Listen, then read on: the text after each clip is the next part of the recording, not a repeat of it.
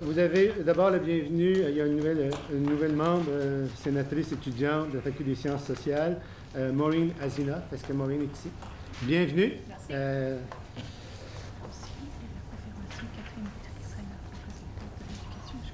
Non, elle n'est pas ici. Il y a une nouvelle qu'on n'a pas, je vais le mentionner maintenant qu'on me le dit. Il y a Kathleen Guthrie de la Faculté d'éducation qui a été aussi élue et qui devrait siéger, mais aujourd'hui elle ne pouvait pas parce qu'elle est en stage. C'est la période des stages en éducation et elle va être là donc au Sénat de janvier. Donc, bienvenue. OK. Diane, tu es au oui. téléphone? Oui, okay. bonjour. Et Dadoua, vous êtes au téléphone aussi? Oui. OK. Donc, tout le monde est au courant. On a deux personnes au téléphone et une nouvelle membre et une nouvelle qui sera là au Sénat de janvier. Donc, je voudrais aussi remercier, je pense que les gens de Saint-Paul ne sont pas ici, malheureusement, devant une réunion, mais qu'on a Gilles Fortin qui a terminé son mandat, qui était doyen à l'Université Saint-Paul et qui a terminé son mandat de doyen, qui termine donc son mandat au Sénat de l'Université. Maintenant, ça nous amène au point 3 sur l'ordre du jour.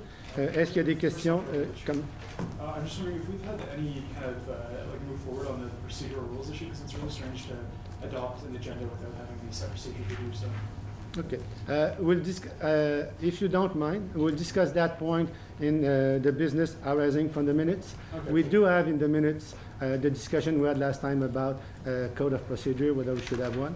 And I think that Diane will report what was the past practice at the Senate. And That's from correct. there, we can move on to see whether we want to do something and what we would like to do. Okay. So if you don't mind, we will. That discussion will be. Mr. Chairman, I have a point of privilege I'd like to raise. I don't feel comfortable carrying on with Senate business without knowing the clear and established rules of procedure of the Senate, including any of the subsequent agenda points. I believe we should have this discussion now. We should clarify what the rules of procedure are. Before we carry on the Senate business. So let's please. Okay, I will ask a question to Diane. Diane, do we have rules of procedures adopted by the Senate? Non, j'aimerais aborder toute la question sous question découlant du procès verbal et puis l'auteur qui est intervenu aura la réponse à sa question. Je lui demande d'attendre le point 5, s'il vous plaît. Can you wait until we're at the point 5, or because Diane, could you just do we have voted? Did you find in any research that you've done whether we have or have not adopted? D'accord. Si vous Juste ça que je veux savoir. Je peux l'aborder directement à ce moment ici, d'accord. On a fait une recherche exhaustive dans les archives universitaires depuis 1930. Et puis ce que ça démontre, c'est que le Sénat ne s'est pas doté d'un code formellement. On s'en est remis largement à la présidence pour assurer la marche des travaux, la bonne marche des travaux du Sénat. Et d'ailleurs, ce qu'on note, c'est que le Sénat a régulièrement pris ses décisions par voie de consensus. J'ai même été jusqu'à interroger un bon nombre de doyens qui m'ont confirmé qu'au niveau des facultés non plus, on n'a pas formellement adopté de code de procédure. Okay. Alors, je pourrais aborder plus largement la question de ce qui se passe dans d'autres universités, si vous permettez, sous les questions découlant du procès verbal. Je me proposais d'aborder cette question-là qui avait été soulevée lors de la dernière rencontre et de faire peut-être une suggestion au Sénat. So if you don't mind, we should discuss that. When we discuss the business arising from the minutes, you can we will have a discussion and an analysis of what has been done in the past. But as far to answer your question about whether we have code of procedure, rules of procedures adopted by the Senate in the past, we did not find anything that was voted by the Senate before. It was based mostly on a consensus, and I can tell you, as I told you, and you've quoted me in one of your emails, that most of the time, and most deans seems to be doing the same thing, le Code Morin is the code that is being used when we have a proposal. So we can decide to have a formal code, to develop formal code. That's something we can do in the future. But at this point, I think until we have approved there in the minutes, the subject will come up. So if you... I must again object. I don't feel comfortable with carrying on to a discussion during the normal Senate business before we have established a clear set of procedures. I feel strongly that normal procedures were not followed in the last meeting. I believe that if we do not know what the rules of procedure were, that if we do not know what rules were adopted in the past, then we should adopt a clear set of rules in the interim until the matter is adequately debated at the Senate. The Code of Ethics, for example, or Robert's Rules, which is easily accessible on the internet and is very clearly laid out, would be appropriate to adopt until such So time I as will, we have organized. Mr. If you allow me, what I will ask the Senate is whether you want to, because we haven't approved the agenda yet, so we should be approving the agenda. It's we are at point 3 on our agenda today, approval of the agenda, and the question of the code of procedures or rule of procedure will come in business arising from the minutes. So I will ask the members whether they want to have the discussion right now or they want the discussion at point 5. So it's a question that I can ask the member of the Senate. Do you want to discuss the question of code of procedure as it is now in the proposed agenda in question 5? Those in favor of discussing it at under point 5 in business arising of the Senate, please raise your hand. You have to count.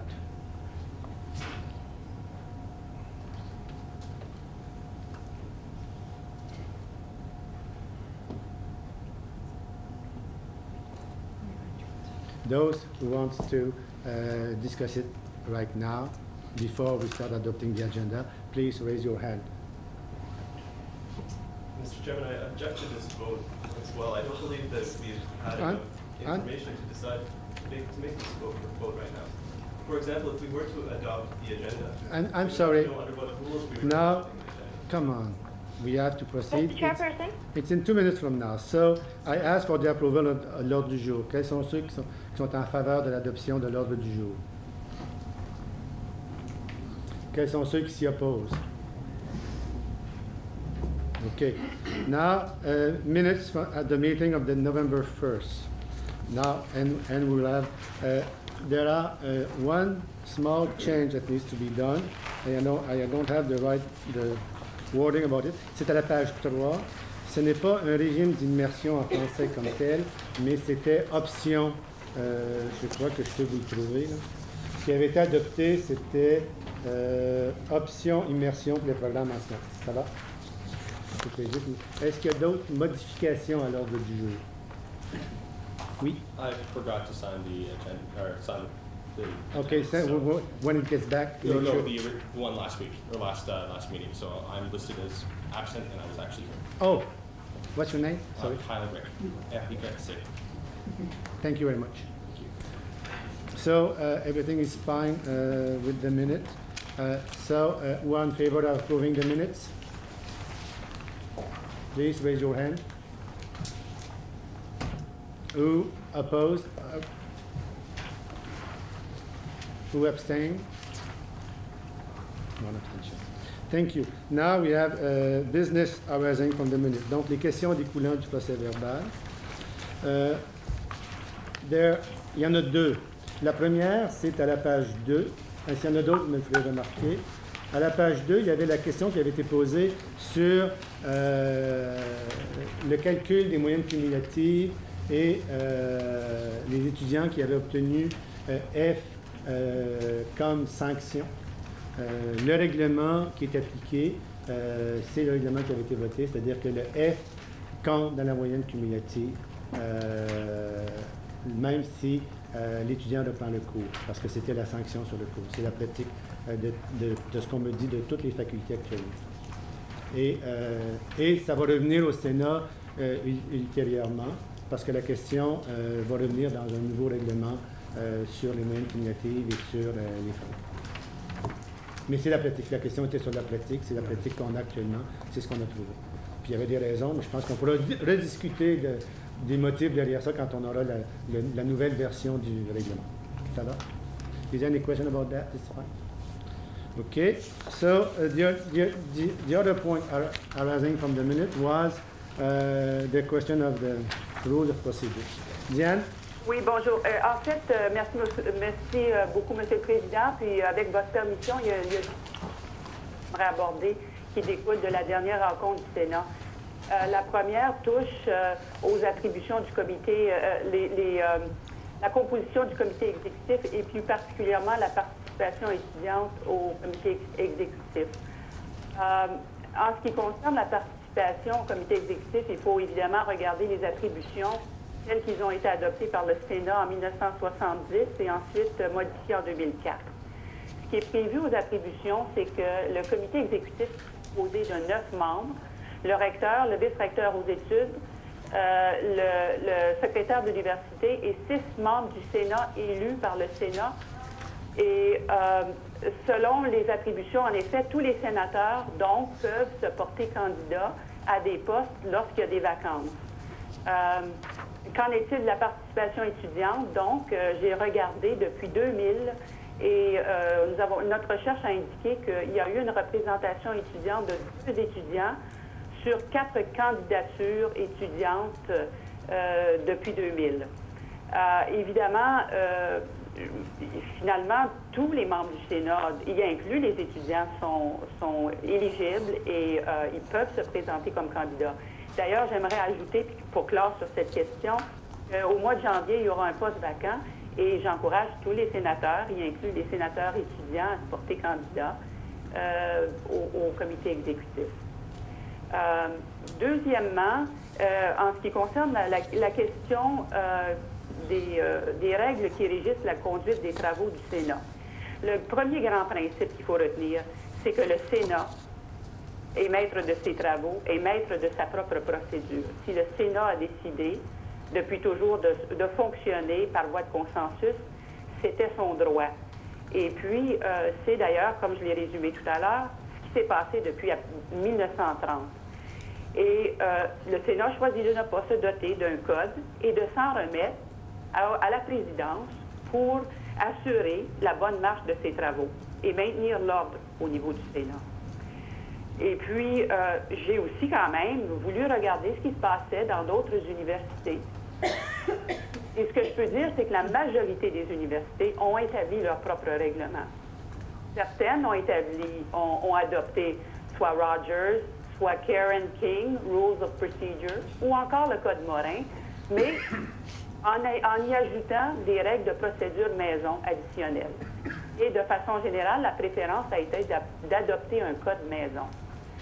Et qu'est-ce qui contient ce code-là? Bien, il contient la table des matières, si vous voulez. Ces codes-là contient ce qu'on appelle Agenda Approval Procedure, toutes les procédures entourant les débats, soit les motions, les amendements, les sous-amendements, les motions d'ajournement, les points d'ordre, les points de privilège, les avis de motion qu'on doit donner quand on veut déposer une motion. Il faut que ce soit un préavis, souvent un délai raisonnable quand c'est une motion de fond. Et puis toutes les règles entourant les débats, comme je viens de mentionner. Alors, quelle est la décision aujourd'hui du Sénat, ou qu'est-ce que le Sénat peut décider aujourd'hui? Selon moi, le Sénat peut décider, et c'est son droit, je le répète, de maintenir sa pratique de fonctionnement largement par consensus et de s'en remettre à la présidence qui se laisse guider par les règles de fonctionnement équitables qui respectent les grandes valeurs universitaires.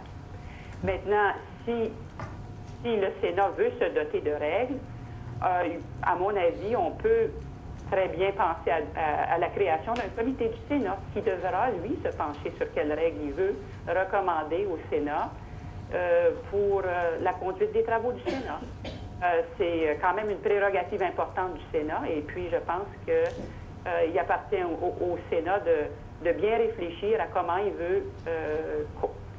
veut entreprendre de régler cette question s'il y a lieu. La deuxième possibilité, le Sénat pourrait mandater mon bureau de préparer un certain nombre de règles qui régiraient le débat, des règles entourant les débats comme tels, la présentation de motions, d'amendements, etc., et le vote. Et puis, je pourrais soumettre ça aux sénateurs avant le prochain Sénat, évidemment, je le souligne, en format bilingue, parce qu'on doit reconnaître que la plupart des codes qui existent ne sont pas bilingues. Et l'Université d'Ottawa va vouloir, si elle établit un code, avoir un code en format bilingue. Et je pourrais soumettre ça aux commentaires avant le prochain Sénat, et puis le Sénat pourrait se pencher sur ce nombre de règles-là restreintes, évidemment. Ce ne serait pas un code exhaustif, mais quand même un code qui se voudrait... un code qui pourrait... ou un certain nombre de règles qui permettent de régir les débats et le vote. Alors voilà, c'était ce que j'avais à dire sur les 2 points, Monsieur le Président. Merci. Est-ce qu'il y a des questions? Yes. Not understanding French all that well, but someone just quickly summarize that. That would be super appreciated. Could I just summarize? Yes, Diane, please do. What part could you not understand, the recommendation or the whole thing? I guess the recommendations are the more interesting parts of The recommendations basically are the status quo, i.e. that the Senate has operated for the past, since 1930, according to our research, largely by consensus, and has never formally adopted a code of procedure or standing orders. And that's an option, that it's within the prerogative of the Senate, because the Senate is master of its own procedures and rules. And in the alternative, if the Senate chooses to adopt a code or rules of order, I have 2 suggestions to make. The first one would be that the Senate could create a committee that would study what rules it wishes to adopt, and I did insist that the rules to be adopted would have to be in both official languages, in both languages, English and French. And the other option that I offered the Senate was that my office could come up with a limited number of rules governing debate and vote to be submitted to the senators for their comments prior to the next Senate meeting. And the matter would be brought to the Senate for vote and to be adopted by the Senate at its next meeting. So that was the second proposal that I had to make. Thank you. Question? Any question? It's clear. Comments? Oui, Joseph? Yes, I believe that it would be unethical to carry on the Senate business under the present circumstances. We don't have clear rules of procedure. The VP governance suggestion that we develop rules of procedure is a good one. In the interim, until we have established what the rules of procedure are, we must have a clear, easily accessible set of rules. In fact, it's the chairman's duty to know the rules of procedure and to assist the members of the Senate with those rules. The chairman is responsible for informing the Senate of what the rules of procedure are. I would propose that we adopt Robert's rules, since it is clearly accessible, until such time as we determine a revised set of rules of procedure. And Okay. so that is what we need to do right now. These meetings cannot go on without having clear rules governing our debates to ensure that we have fair and democratic debates. Thank you for your comments. Any other comments that will be made at this point about that? Yes. I believe that Ms. Davidson's suggestion number 2 to codify the status quo is a very good suggestion, because as a student senator, I've been confused, especially in my first few meetings, about how the work gets done here. And to codify what we do currently, I think would be wonderful. After that, we could work on perhaps developing Robert's Rules or a House version of Robert's Rules or Code of Intent. But I think having just a sheet to summarize what it is that we do and how it works on a regular basis would be wonderful. Other comments? Yes. Yeah, I tend to agree with that. It would be really nice to see have established what the role of the chair is in regard to facilitating debate, the voting procedure, and things like that. I've got no problem with continuing the meeting today. Obviously, that'll take a bit of time, but it would be nice to see some sort of procedure that we could have reference to. Okay. Any other comments before I make my ruling somehow? Yes. I do agree that we should have a set of rules of order. I'm all in favor of having the Vice Rector of Governance prepare that, I would hope that she would presumably look at Code Morin and Robert's rules and bring them together so that we have something which has contributions from the Francophone and the Anglophone rules of order that are used around the world. But I do think that at some point we should have that in place, but it shouldn't hold up business today. Okay. What any other comments?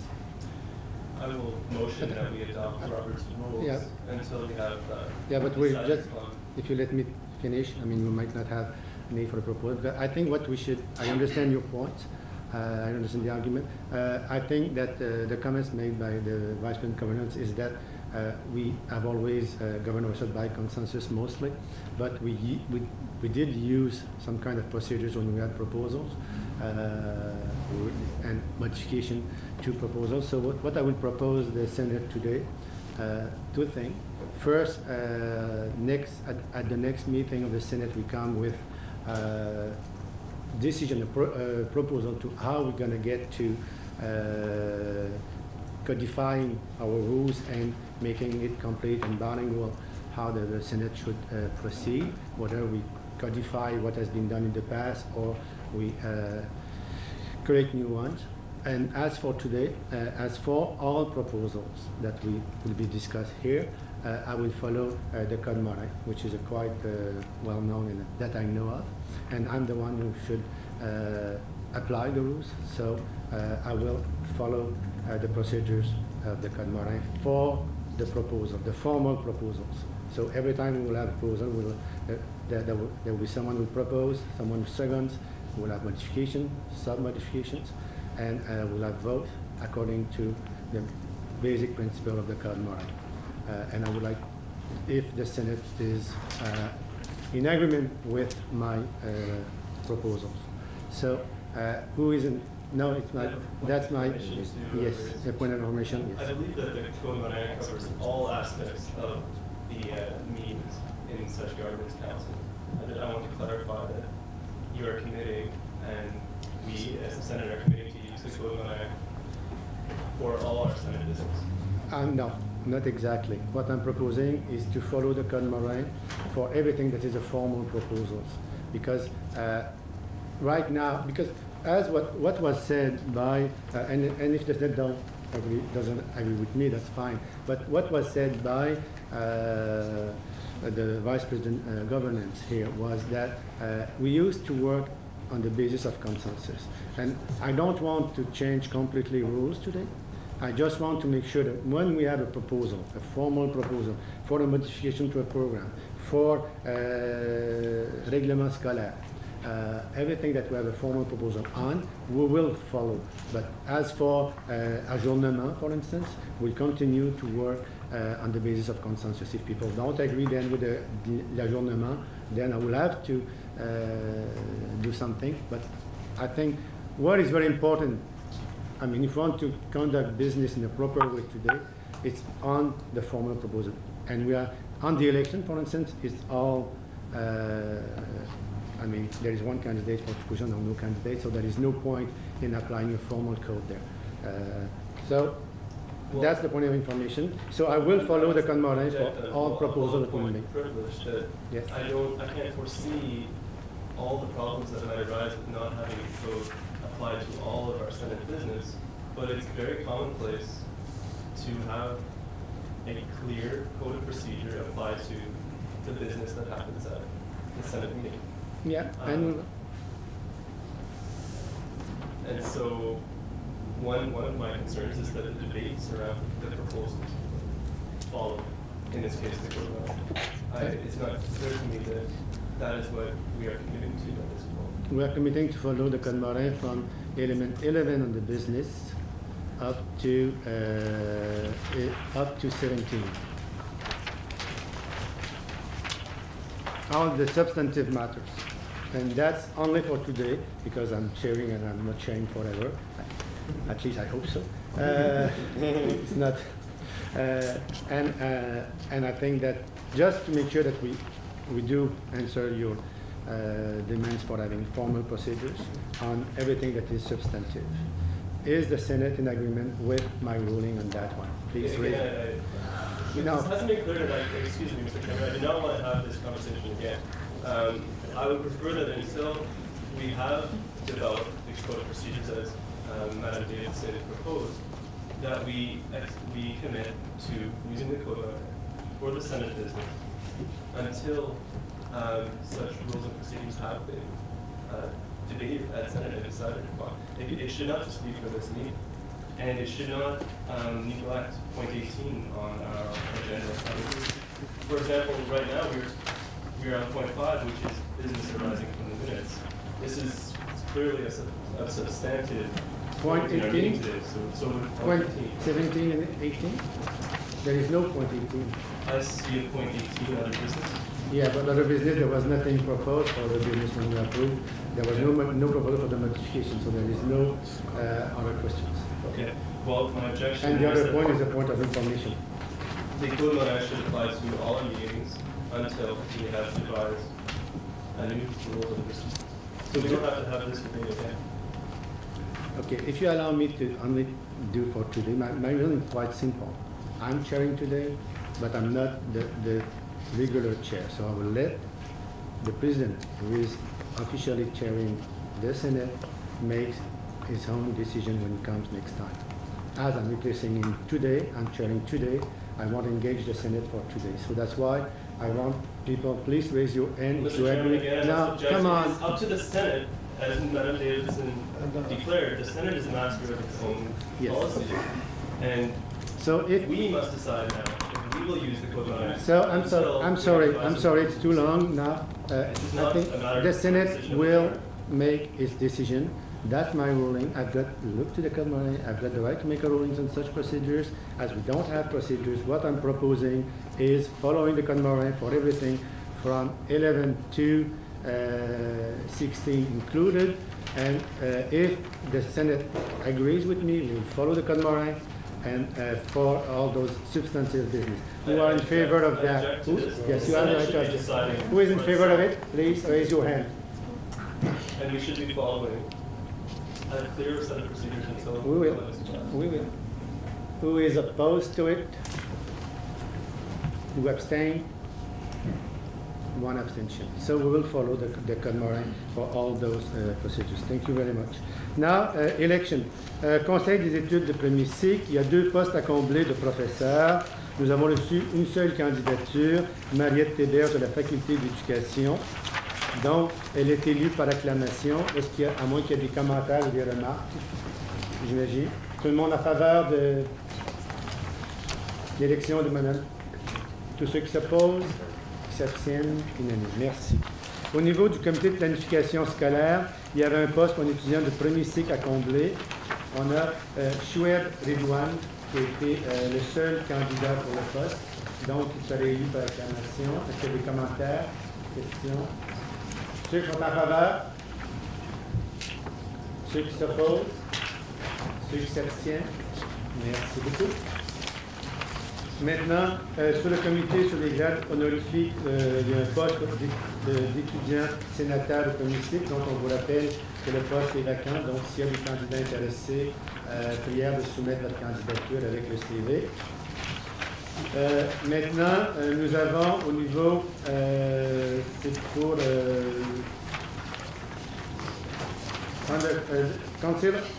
le conseil d'études de premier cycle, Council on Undergraduate Studies. Kyle Simonovic, qui était représentant des sciences sociales, qui était étudiant en sciences sociales et membre du conseil de police, a démissionné de son poste et nous avons pour le remplacer la candidature de David Girard, full-time student in good standing de Faculty of Arts. Quelques questions, commentaires?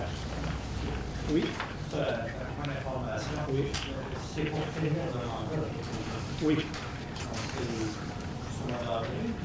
Maintenant, on a des mandats, ça dépend, il faudrait là, on pourrait revenir comme point d'information le prochain. Il y a des mandats qui se terminent en avril et il y a des mandats qui se terminent à la fin septembre. Ça dépend des conseils. Quels sont ceux qui sont en faveur? Ceux qui s'opposent? Ceux qui s'abstiennent? C'est unanime. Merci beaucoup.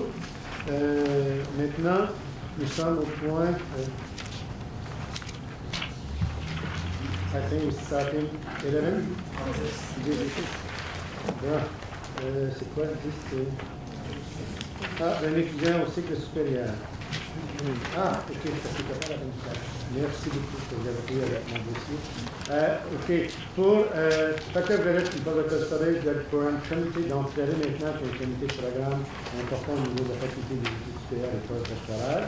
Et un étudiant, vous avez eu le CV, j'imagine, mais il était à la fin de mon papier, je ne l'ai pas vu. C'est Brenna Quigley, qui est candidate au doctorat en éducation. C'est la seule candidature que nous avons reçue. D'accord, merci. Est-ce qu'il y a des questions, commentaires? Quels sont ceux qui sont en faveur? Quels sont ceux qui s'opposent? Quels sont ceux qui s'abstiennent? Donc, merci beaucoup, ça remplit beaucoup de nos postes. Donc, maintenant, nous sommes au point 11. While discussing the rules of procedure today, I expressed desire to raise a motion, to bring a motion to the table, which would be that we would adopt the code until such time as new rules and procedures are debated by SCS Senate. And so I wish to have that motion ruled by us as Senate today. And as Madam Davidson reported to us, or she recommended that we develop a working group to devise these new rules and procedures. This hasn't been debated any further here today. This could go on for several meetings. I prefer not to have this lengthy conversation again, and so I propose, and I'm making a motion here, that we adopt the code as suggested, Mr. Chairman, until such time as we have another debate on what rules and procedures we will use. Okay. I don't think that I can accept your proposal. I'm sorry. Because we have voted, the Senate has voted procedures for today. So now we're going to apply the code moraine for all items from 11 to 17. So the Senate has already ruled for today. So I invite you to make a formal proposal to the Vice President Governance to put it on the agenda at the next meeting. So it can be discussed at the next meeting as a formal proposal to the senators. And you should do it in writing because all proposals should, that are substantive matters should always be proposed written in a written manner in advance. So because the Senate has already voted on it, so I think we should put it, and we're going to apply the code moraine. So I would ask, I have as I've said, I have a motion that I'm bringing onto the table today. I do believe that the code allows motions to be brought to the table during the meeting, and that if there is disagreement, that since we have already ruled today, we will use the code, and I would change the motion so that we will use it in all subsequent meetings following today. Until we have to decide. Mr. Ricky, since we are under the rule of the code moraine, you can appeal from my ruling. If you appeal from my ruling, as you're doing right now, you need someone to second your proposal, and then we will pass to the vote. Is there anyone to second the proposal of appealing my ruling?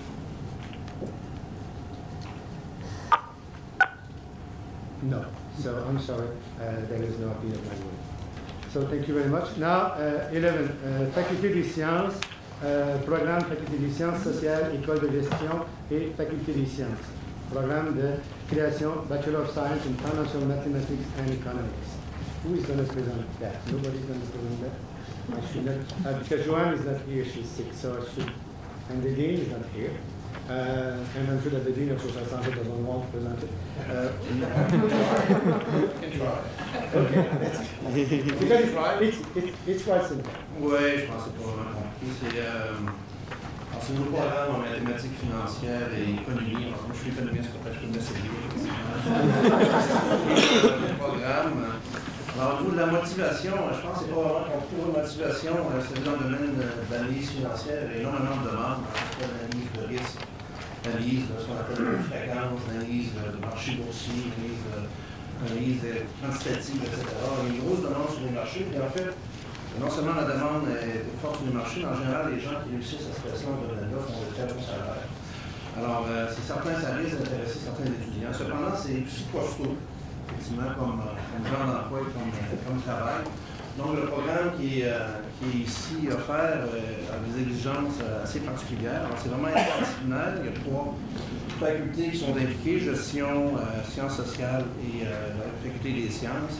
Alors, en gestion, vous voyez, il y a 21 crédits là, qui sont exigés de la faculté de gestion, 24 en sciences économiques, et il y en a 36 en mathématiques. Alors, c'est assez exigeant en termes de contenu de cours. Il y a d'autres programmes qui existent en Ontario.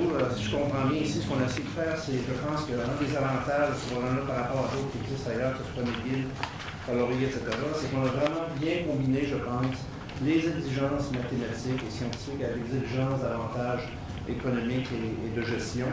Alors, c'est vraiment un programme très bien intégré. C'est un programme qui va permettre aussi à tous les étudiants qui font ça au niveau du bac d'avoir l'accès aux études supérieures, que ce soit dans la faculté de sciences, la faculté de sciences sociales ou encore la faculté de gestion. Je pense que c'est une idée très originale.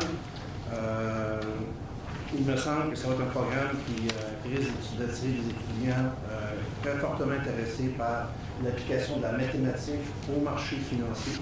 Et dans ce sens-là, c'est une bonne combinaison. On s'attend, je pense, une quinzaine par cours. Donc, je suppose que ce programme-là a été présenté par le doyen des sciences, aurait été très positif vis-à-vis du programme. C'était adopté par les 3 conseils de chacune des facultés de sciences. Merci pour votre présentation, plus que je veux le dire. Est-ce qu'il y a des questions, commentaires pour le doyen des sciences sociales? Oui. Juste deux petits commentaires. Le premier, c'est que j'ai trouvé qu'il n'y avait pas explicitement, je n'ai pas vu la description des cours, mais on a jugé par la description par le titre, il n'y a pas beaucoup de choses en modélisation et en informatique. C'est une grande partie. C'est peut-être caché dans les cours.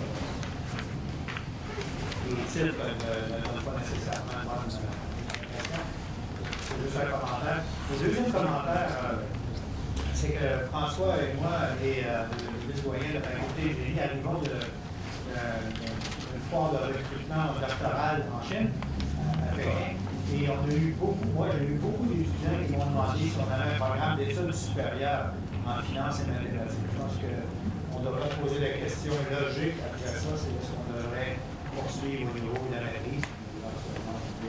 Il y avait une très grande demande. On m'a posé beaucoup cette question-là. Malheureusement, évidemment, non, l'Université d'Ottawa, je n'avais rien à offrir. Oui. Pour répondre à ta deuxième remarque, je sais qu'à l'Université de Montréal, il y a un programme qui fonctionne très bien, qui est très fort, qui génère passablement d'intérêt. Quant à la première, effectivement, dans certains cours, il y a de la mobilisation, en tout cas. Au niveau de l'informatique, il y a des cours recommandés, par exemple, en maths 42-74, qui est le moyen computational statistics. Alors, je pense qu'à l'intérieur de chacun des cours, il risque d'en avoir un petit peu, mais quand même, je pense que la remarque est quand même valable. D'autres questions ou commentaires? Yes. I'm sorry, I'm not quite sure if I missed this, but why do they need a separate proposal for a cooperative program? Is that typical for? Because technically, it's another program. Okay. Because the 2 programs are determined. You approve the regular program and the co-op program as being 2 different programs. Okay. Thank you very much. And you get 2 different degrees, one including co-op, one the degree. You need a program to get a degree. But normally it's just the co-op aspect that is the difference. Il y a une chose aussi qui est intéressante, c'est que les 3 départements acceptent les étudiants au niveau des études supérieures. Je pense que ça, c'est très remarquable. Même si mathématiques va demander que certains cours PC aient été dans les cours optionnels, les 3 programmes. So they give access to graduate studies in mathematics, in economics, and in business. So that's what. Yeah. So any other comments? All those in favor? Okay. Those opposed? Abstention? Merci beaucoup.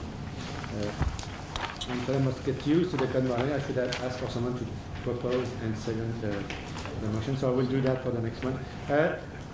Okay, here I've got to ask, I will, before you start, I think I'm going to say what you're, I will ask the Senate to be kind with me and allow me to make a modification to the agenda that I should have done before. Item 12 is something that some people in the Faculty of Science and one member of the Senate who is not here yet would like to participate in that discussion. So if the Senate allow me, I will postpone item 12 until after, probably after 16, as it is a proposal that needs formal approval, to discuss item 12. Just that one of the members of the Senate is teaching at this point, and she wants to participate in discussion about that regulation. So if you allow me to make that change, if someone wants to challenge my ruling, just say so, and I will ask the Senate to decide whether they agree with me or not. But if there is nobody who dissents from my ruling, so we postpone item 12 to 16B. Fine with everybody? Thank you very much. You're so kind. Number 13. So I will need some, Rachel will propose, I will need someone to propose the discussion for, it's, we'll just put that in there. It's création d'un règlement scolaire portant sur la période officielle d'examen. Je vous propose the discussion. Oui, and secondé par merci, Rachel. Alors, remplacement de l'héritage de la directrice associée qui n'est pas aujourd'hui. Voyez la création de règlement scolaire portant sur la période officielle d'examen. Vous avez donc dans la colonne de gauche le texte qui existe présentement dans les annuaires des facultés et le texte qui est la version qui est proposée pour ce règlement. Est-ce que vous voulez que j'en fasse la lecture? I think it's so short. I mean, as you can see, it's really to change department by academic unit and changing order of words. I mean, il y a la note concernant que le règlement ne s'applique pas à la faculté d'éducation ni à la faculté des études supérieures ou postdoctorales. Donc les changements sont vraiment mineurs. Des changements de culture principalement. Est-ce qu'il y a des questions ou commentaires sur ce règlement-là? Oui, le commentaire, ce qui est des études supérieures. Nous avons consulté les différentes facultés. Il y a 3 facultés qui nous ont bien indiqué que ce règlement-là ne pourrait pas s'appliquer chez elles au niveau des études supérieures. Donc, on a voté au conseil de la faculté une procédure que nous allons transformer en règlement spécifiquement pour les études supérieures. Essentiellement, le règlement va dire que normalement, ça c'est la même période qu'au premier cycle. Et si ce n'est pas la même période qu'au premier cycle, ça doit être dans la description de cours du professeur au début de la session. Et tout changement à ça, par la suite, va demander l'accord unanime de tous les étudiants. Donc, les étudiants vont être informés au début. Yes? Can I ask a question? Yes, you can. Sorry, Please, I just didn't know when to interrupt. Go ahead. No, go ahead. I'm looking at item 13, and this actually is applicable to item 12. This is Viva Dadwell, by the way. It's applicable to item 12, 13, I think 14 too. I have only the electronic version, but somewhere in the text it talks about with or without medical certificate. That's 12. That's not 13. That's 12. And that's number 12 will come up as 16B. Because we decided to postpone the discussion. We were waiting for someone who has arrived. Okay? Okay. Right now we are on item 13. The same text was copied for item 12, 13, and 14. And I'm looking at, I think I'm looking at 13. And it's under psychological compassionate grounds. No, it's not 13, that's 12. 13 is official examination period. Okay, I'm sorry. Okay, I'll bring it up with the call. Thank you. Any other comments? Yes, sir. Oui.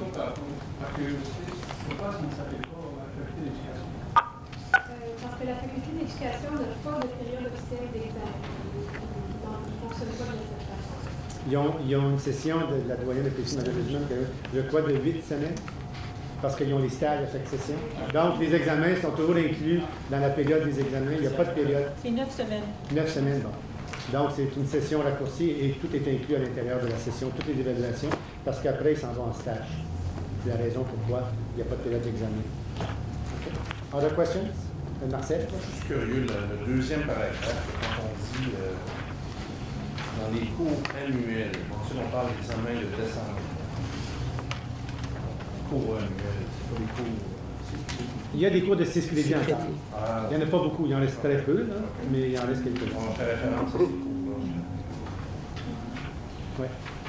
C'est juste pour assurer que il n'y a pas de chevauchement entre remise de travaux et examen dans les 2 dernières semaines. C'est toujours le risque. Donc, pour être certain que si tu as une période d'examen à Noël, elle est dans la période d'examen. Mais si le règlement existe toujours, mais, Je sais qu'il y a un règlement. mais disons, tu as raison que les 6 crédits sont plus rares. Oui? Stylistic changes, should I bring them to Annie at the end of the meeting? Yes, please do. Okay. Another question? All those in favor? Those opposed to it? Abstention? Unanime.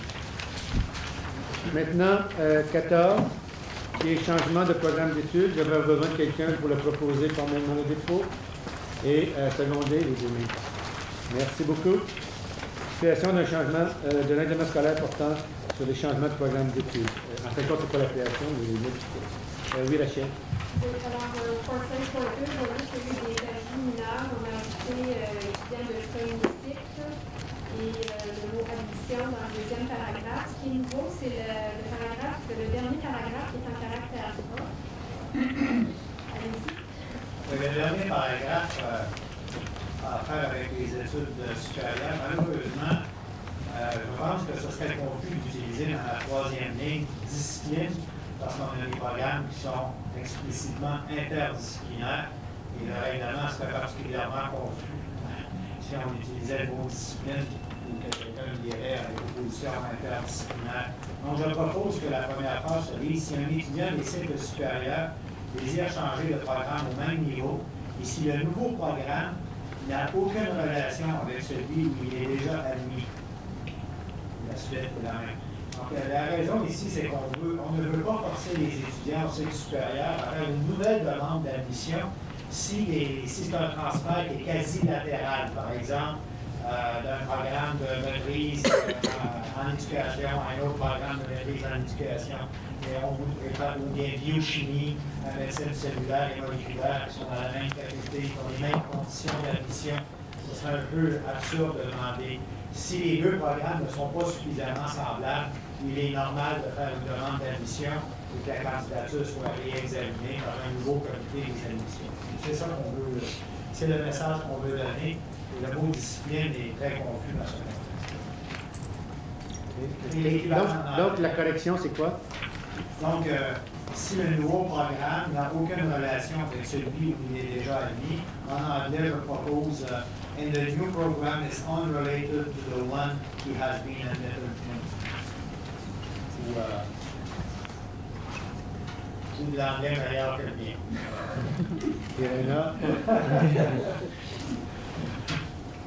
Est-ce que tout le monde comprend la modification, le changement de terme discipline? Oui? L'explication, vous avez expliqué, n'est pas suffisamment semblable, mais là on dit n'a aucune relation. Il est toujours possible qu'il y ait des relations très extrêmes, très... On a essayé à peu près 6 ou 7 façons de le faire ce matin. Il n'y en a aucune qui est exactement ce qu'on voudrait. Si vous avez une meilleure proposition, c'est juste que je préférais est suffisamment semblable plutôt que l'inverse, plutôt que le négatif, mais je ne sais pas si ça capte ce que vous essayez de savoir. Donc, renverser entièrement la phrase. Donc, si c'est suffisamment semblable, il n'a pas besoin de faire de nouvelles demandes d'admission. Je ne sais pas si ça capte. Je présume qu'on peut le faire. C'est vraiment de renverser entièrement. Il y a des cas où sont reliés, où on ne veut absolument pas de transfert. Par exemple, entre psychologie clinique et expérimentale. On ne veut pas de transfert entre expérimental et clinique. Alors, je ne voudrais pas un règlement qui permettrait ça. Non, le règlement est là pour ne pas protéger, entre guillemets, les étudiants. C'est ce qu'on essaie de faire ici. De ne pas exiger des étudiants une nouvelle demande d'admission qui n'est pas nécessaire. On n'est pas obligé d'accepter le transfert. Si on accepte le transfert, on ne force pas l'étudiant à faire une nouvelle demande d'admission et payer $100 avec perdre du temps. C'est ce genre de choses-là qu'on essaie d'éviter. Je ne sais pas si c'est clair que l'étudiant n'a pas le droit d'exiger un transfert.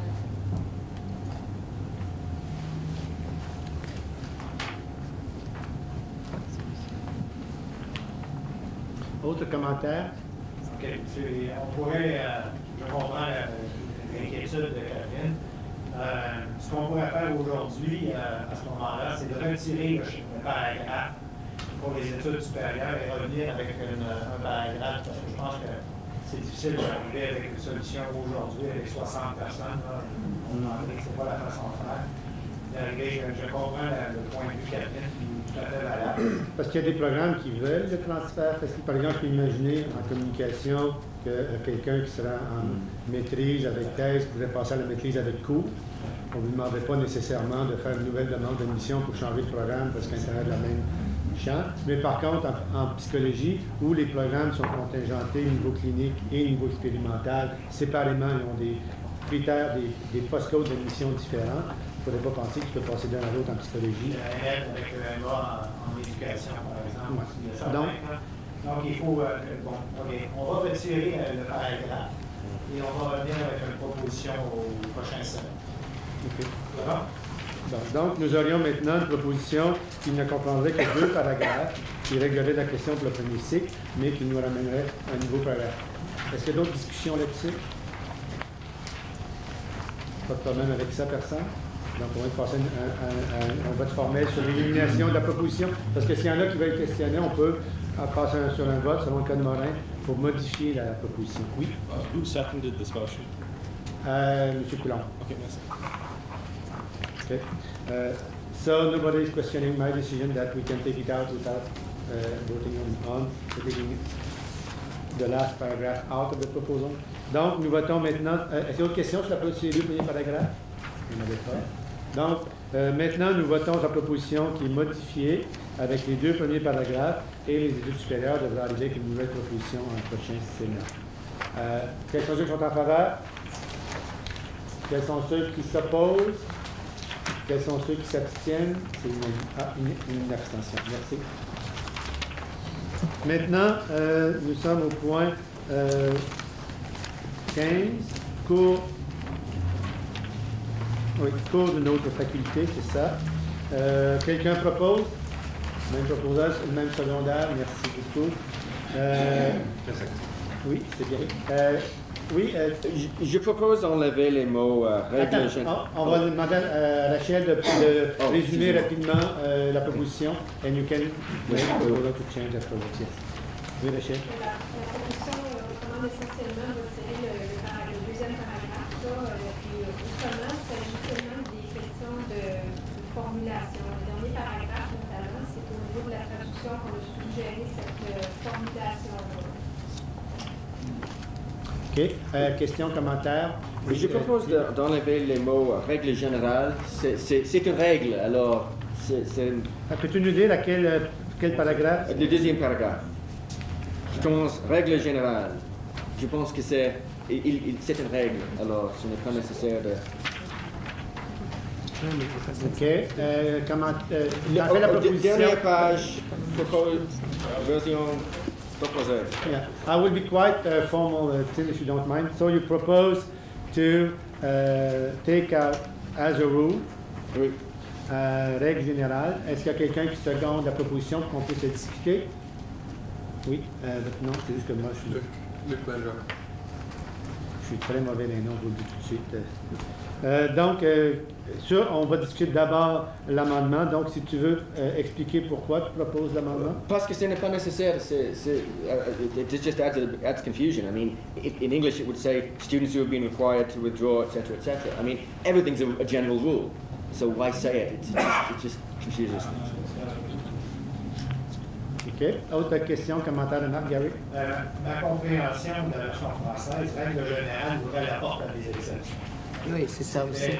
D'après moi, la raison pour laquelle l'expression est présente. Je peux me tromper, c'est pas moi qui ai écrit la règle. En fait, on a changé en principe notre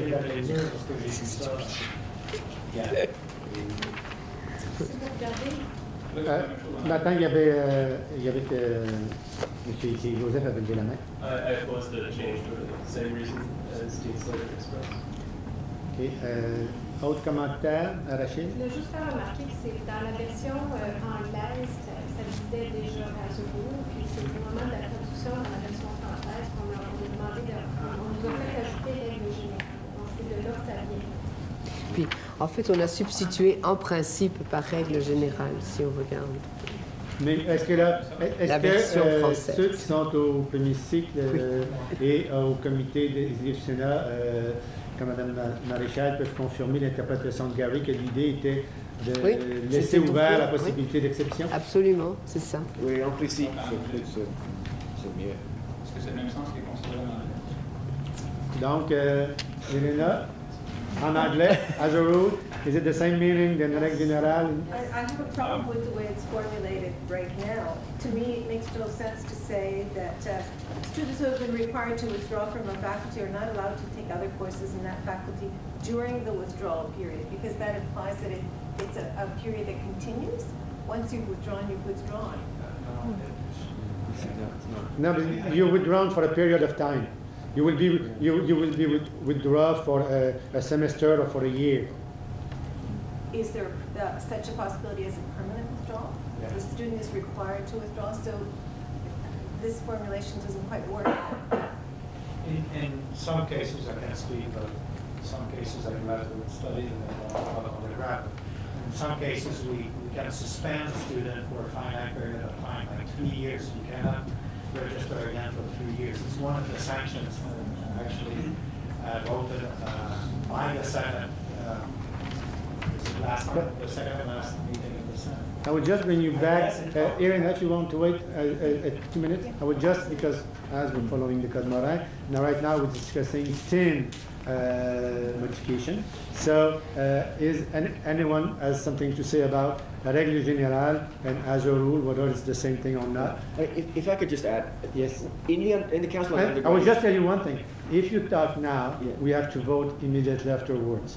Except if you answer the question, when you talk the proposal, then it's close the debate. That's fine. I don't want to prolong things. I just wanted to say that I'm on the Council of Undergraduate Studies, and we generally, I've brought up several issues of exceptions, and everybody's always said, well, you know, exceptions can always be made under special circumstances.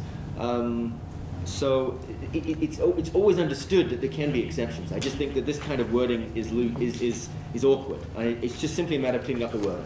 But that's as far as I wanted to go. So now that you've closed the debate, so now we'll ask for the vote. Who is in favor of the modification proposed by Tim that we take out règle générale and as a rule? Okay. Who is opposed to it? Okay.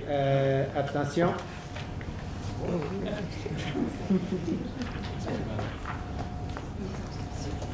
Donc, c'est refusé, merci. Donc, maintenant, nous relevons la motion principale. D'autres commentaires sur la motion principale? Oui, David. Could someone explain to me what it means to the student's program, is subject to the student's program requirements? What does that mean? I mean, I hope someone will answer this. Normally what it means is that, I think, and please correct me, don't worry, don't hesitate to correct me. What it means exactly is that sometimes students might be registered in biology. But really what he wants to do, but no, that doesn't work, is in chemistry. But really what he wanted to do was biology and take all the courses in biology without following the requirement of this program. So what it means is that a student cannot take whatever courses he wants to take, and that always being the rule, without following the requirement of the program. So you cannot register to a program and follow another one. Okay. If you want to follow another one, you apply to the other one and you get admitted to the other one. So the faculty can allow you to do that, but the faculty can also tell you, you were admitted in political science, you cannot take all of the courses in environment. You have to follow some of the courses at least. That's what we... Allow me to continue with a personal example, just because it may or may not be relevant. My daughter is in the environmental studies program here, and when the subject of why do students dislike the University of Ottawa comes up, one of the things that she consistently points out is that when she has tried to take courses in social science, that she has the prerequisites, she apparently can take them, but then she's told that the courses are full, and she won't be allowed to. So this has been a constant point of aggravation for my daughter. One case, n equals 1. And I read this, and I'm not sure whether this is pertinent or not. No, that's the other part. That's the last part, and to limited enrollment. That's when she gets cut, and that's something that all these presidents here want to change. So the limited enrollment is now out, and that will no longer pose. No, it's still there. Because, I mean, if you look in French, est imposé par le contingentement. The problem is that when social sciences, every faculty does the same. When they define, for instance, a course, let's say political science 2501, they will say that they've got 120 spots. Okay? They will first of all, we need 60 places for political scientists, and then we need 40 for other social science. No, they will say 20 for joint BAs with history and political science. And then they will say 20 for social sciences and 20 for the rest of the campus. And that's where your daughter gets cut. That those 20 places are not enough to accommodate. And but the dean is here and has listened to you. Now, because that's one of the big issues. We have to. One thing I think is it's a very important comment because you're right. I think it's one of our main problems right now.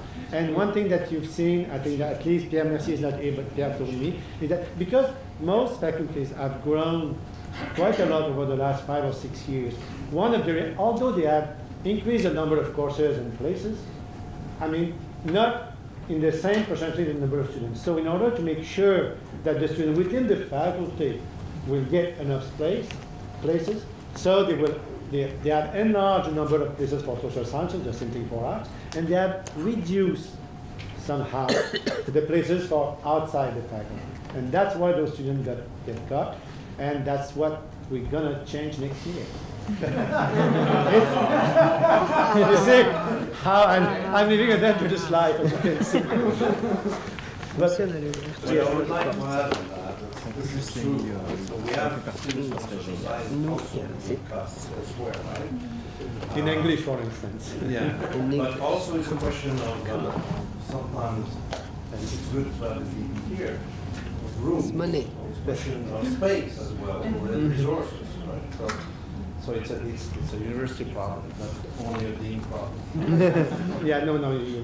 I mean, one thing that we do sometimes, they ask for 200 places in a room, we give them 150 because we don't have the 200. So we need, back to my speech again, we need to build new classrooms.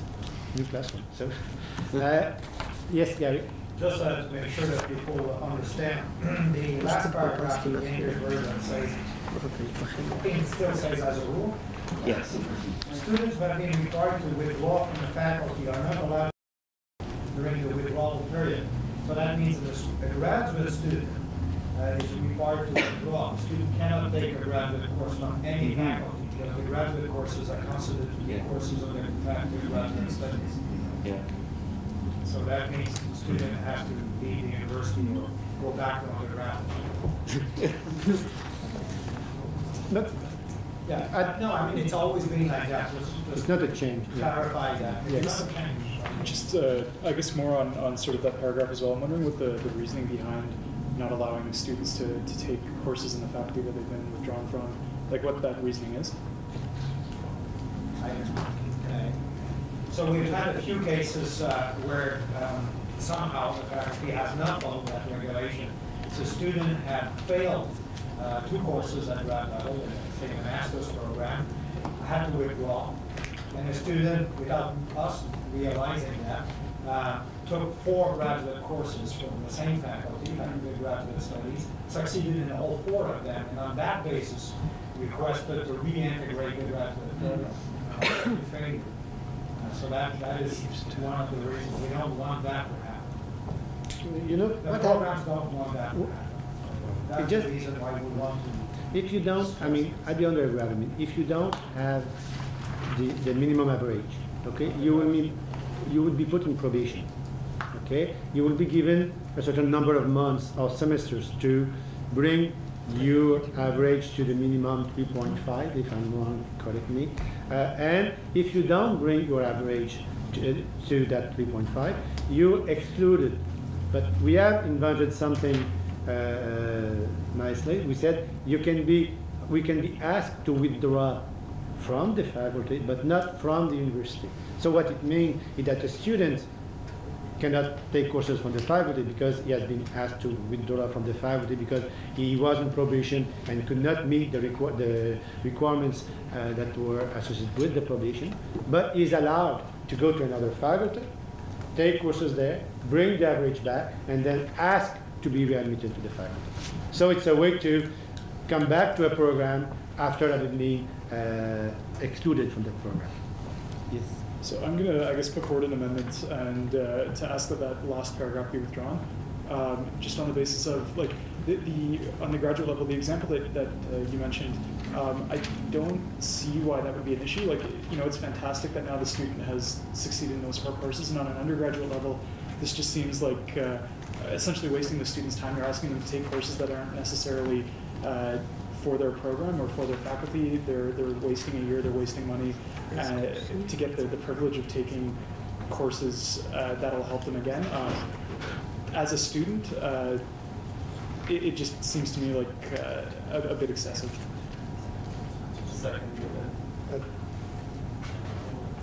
Okay.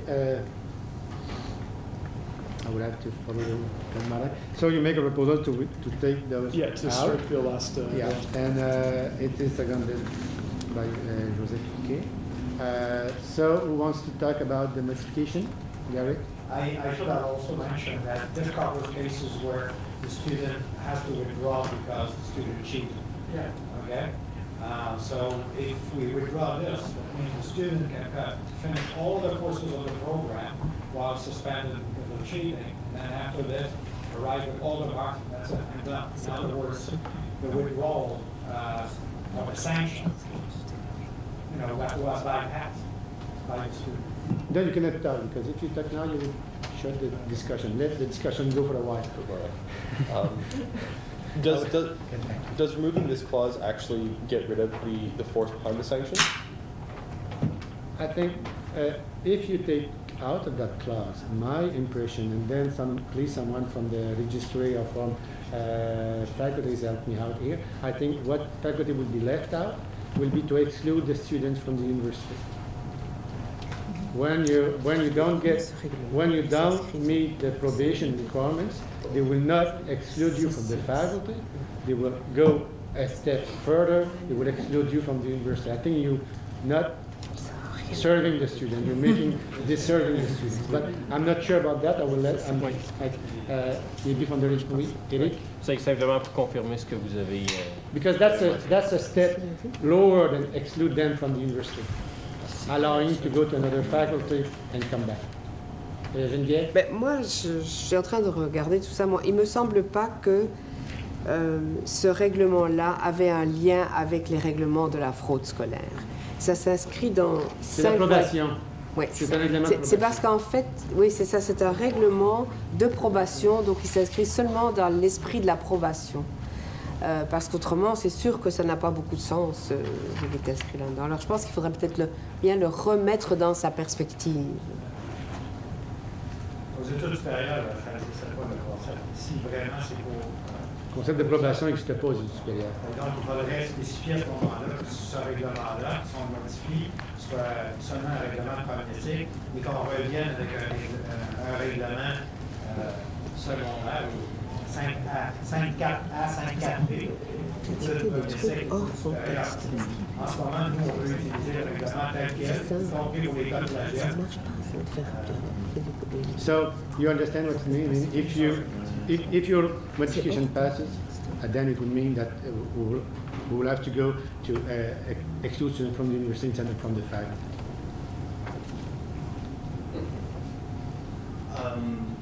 I don't understand why that would be necessarily. Is it not the case that faculties could decide the conditions that apply to withdrawal within the faculty, including, for example, a student who must withdraw can take, one course or 2 courses. the punishment, it's a punishment here, this withdrawal process doesn't have to be as absolute as completely restricting the student from taking any courses, in my opinion. I also, as a graduate student, I feel that this withdrawal should not apply to all graduate courses. It should be graduate courses in the faculty, perhaps that your program is most heavily weighted in. I know I, for example, I'm registered in physics, but I took a course in engineering. If this withdrawal sanction applied to a student as continuing graduate studies reported, that would mean essentially leaving the graduate program, whereas instead, if we refine the withdrawal to specific faculties such as science or engineering, students could still continue on their graduate studies, albeit at a slowed down rate. I'd like Eric's comment, please, on the meaning of the word withdrawal. As I understand it, that is something that relates to academic progress, not to fraud. Because if I'm not mistaken, the sanctions for fraud are suspension or expulsion, but are not withdrawal. And so I don't think this, I think this is referring, as far as I'm aware, only to cases of academic progress. Oui, Eric. Je pense que le contexte est important. Si vous me donnez quelques secondes, je suis juste en train de regarder sur Internet sur les règlements, le règlement 5 qui englobe le règlement 5.4 pour pouvoir confirmer le contexte. Il va probablement répondre à votre question. Il va probablement confirmer ce que vous avez mentionné. This might be a good time while you're timing out just to remind members of the Senate that the drinks and the coffee are outside. You are in time. Thank you. Get it? Tony is right. What happens is that at grad studies, if you plagiarize in one course, the likely sanction is failing that course. Because this is the second course that you fail, then you have to withdraw from the program. So it's a indirect consequence of failing the course due to plagiarism. In that sense, it's sort of ambiguous. It is ambiguous. Any other comment? I would just wait until they give you the to confirm whether it's really after probation. Is that second course you failed because of plagiarism, or you failed one course because you had a low mark and then you plagiarized the second course, then you withdraw? Okay.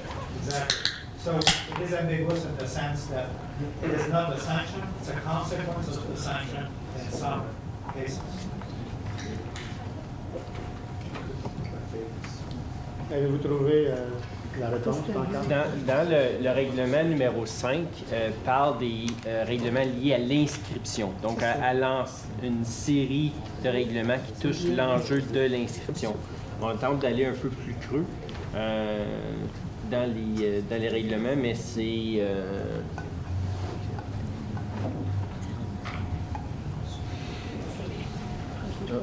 But my understanding has always been that when you don't have the minimum average required for the program, you put on probations, you're given a certain number of semesters to bring your average back. If you're down, you're being asked to withdraw, but you're not being asked to withdraw from the university, you're being asked to withdraw from the program.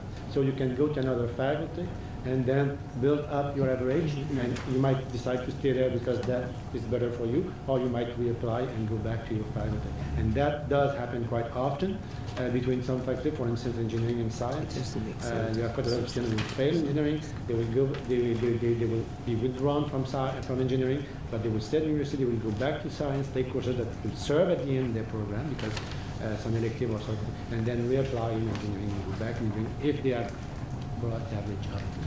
That's my understanding of that class. But yeah. Okay. So what you just explained is correct. It's accurate. What I was trying to find out at the moment is where it fits in the context of all of the other rules and regulations that we have on campus. 5.4, for those who wonder, is within the series of rules and regulations governing all of the registration, donc l'inscription. So if you have been asked to withdraw from a faculty, you cannot register there. That's why it's called. That is correct. In that faculty. So, do you want to make your comments now? Yeah, before we go to nobody it? else is, Oh. Well, I think I'll be voting against the amendment. To me, the fundamental makes no sense to be withdrawn from a faculty and then to be able to register in courses in that faculty. That should be allowed perhaps exceptionally, which is covered by, as a rule, règle générale. But otherwise, I don't understand the purpose or even the logic of the proposed amendment. I'll be voting against it. Now you've got the last word. Cool. So yeah, like I guess I'm going to the consequences that you mentioned about being withdrawn from the university. That definitely wasn't my intention, and I didn't realize that would be a possible. Then you can withdraw your amendment, your modification. Can I withdraw and put forward a different amendment? Like it just this code I'm not as familiar. You with can withdraw, and we'll continue the discussion. You can always propose a second amendment. But then, first of all, if you don't want us to vote on your amendment, you can withdraw it. But we will also need your seconder to approve the withdrawals. Okay, So, I'd like to withdraw you like to withdraw? Do you agree that he withdraws it? Yes. Okay, so the motion is withdraw. So we're back to the main proposal. Before we go on to new amendments or proposals, I have a request, which would be that the minutes recognize that there is a possibility of this exception which we have discussed, wherein students can, under exceptional circumstances, take courses in a faculty from which they have been requested to withdraw. That's what was discussed with the first amendment proposed by Tim Stan, by Tim Ledbury from the Faculty of Engineering, when he wanted to take out Règle Générale, and then we decided to keep it there because it does open that door in a more open fashion. And so the minutes will express the reasoning for that. Okay, any other comments on the proposal? So, all those in favor? Do you have a proposal? I have a question just first, if you don't mind. Yes? Just an interpretation issue. So it says students who have been required to withdraw. Is that necessarily required by the university to withdraw? Because, for example, if I go broke, I am required to withdraw from my studies. Could it apply in such a situation? Well, no, you will not be asked to withdraw. You might withdraw yourself. It says required to withdraw. I am required to withdraw if I can't take No, you have to be required by the university, and the only time the university will ask you to withdraw is whether you have failed, for instance, twice in the compulsory courses. You will be asked to withdraw, or you have been on probation and you haven't met the requirement of probation. Then you will be asked to withdraw. So it doesn't. So oui. Oui, j'ai encore une question. Je propose de changer règle générale par en règle générale. Parce que commencer par règle générale me paraît linguistiquement pas c'est la même chose. Non, les deux sont bons, mais de toute façon, si vous aimez mieux en règle générale, moi je suis très ouvert. De toute façon, c'est un petit amendement. Si personne ne s'oppose, je suis prêt à l'accepter. Comme vous voyez, je suis. Ça va, personne on met en règle générale, ça va. Donc, quelque chose en faveur de la proposition de modification? I mean, no changes were made. I mean, you have two proposals. I'd ask for the vote, so. I'd ask for the vote, but I think it's a. Well, I didn't understand. Sorry. So I had a question that I haven't asked yet, which is, what is the motivation behind the line to the students' program requirements? This is a key addition to this proposed change. I mean, that was just to make clear for the student that when they are admitted to a program, they have to follow the requirement of the program. So that's who is the proponent of this motion? I mean, it was proposed by the faculties, and then at the CRPC, and then at the executive, and then now. So it came from faculties to make it clear for the students what it was. So that's all. That wording came from the undergraduate council. Undergraduate council added those words because before it was just focusing on the contingentement. Yeah, contingentement.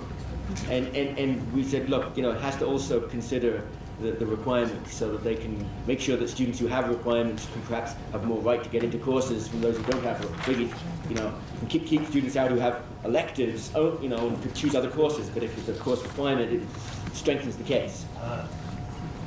My concern would be that it might limit, I don't know the details of what the program requirements that a program entail, but my concern would be that. So you want to make a proposal? Just make a proposal. Who is the proponent of the motion? The proponent is there, and the seconder is there. So, would it be possible for this phrase that's added, subject to the student's program requirements, to limit a student from, or restrict a student from taking a course that he or she desires to take? That's a question to the proponent. Gary? Hold on. Answer, that's a question first. No, I cannot answer the question. My understanding from what Phil said, it was exactly to protect the students that it was added in. So that the student needs to take a course in another faculty. Now you have to correct me if I'm wrong. But the student needs to take a course in another faculty will have space. It would be, now of course that's a completely optional, that's a different story. If you need to take a course in engineering or in science, this will add some protection. Is that my understanding? So therefore it's a positive addition from the point of view of students, in my opinion. Okay.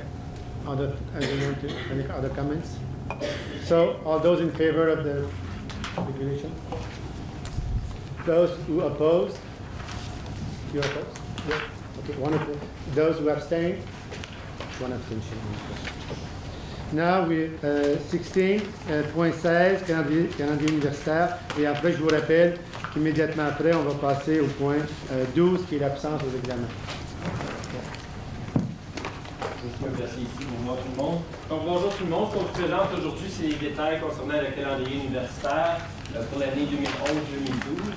Ce que vous avez devant vous a déjà été approuvé par les membres du CEPC et l'exécutif du Sénat. Il comporte différents changements qui sont avantageux parfois pour les étudiants, le personnel et même les professeurs. Puis, la plupart des changements sont conformes à la pratique dans les autres universités. Donc, en bref, le premier changement concerne le report des dates d'abandon.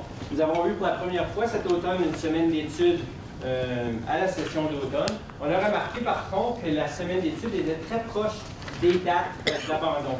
Alors, pour permettre aux étudiants d'avoir suffisamment de résultats académiques pour prendre une décision d'abandonner ou non un cours, on vous propose de repousser la date d'abandon au 18 novembre. Concernant les examens, l'année dernière, notre université a approuvé une période d'examen de 14 jours, ce qui était à ce moment-là une réduction d'une journée par rapport à l'année ou aux années auparavant. Donc, on vous propose de maintenir le status quo. Pour la session d'hiver, on vous propose de commencer toujours les cours un lundi, plutôt que de commencer en milieu de semaine, comme c'est présentement le cas. Alors, puisqu'on a une session à l'automne et à l'hiver de 60 journées de cours, ce qui se conforme très bien avec la pratique dans les autres universités, dont la majorité se situe entre 58 et 62 jours de cours, l'avantage de ce changement, c'est que ça va allonger de quelques jours le congé des fêtes pour les étudiants. Donc, les étudiants auront quelques journées de congé de plus.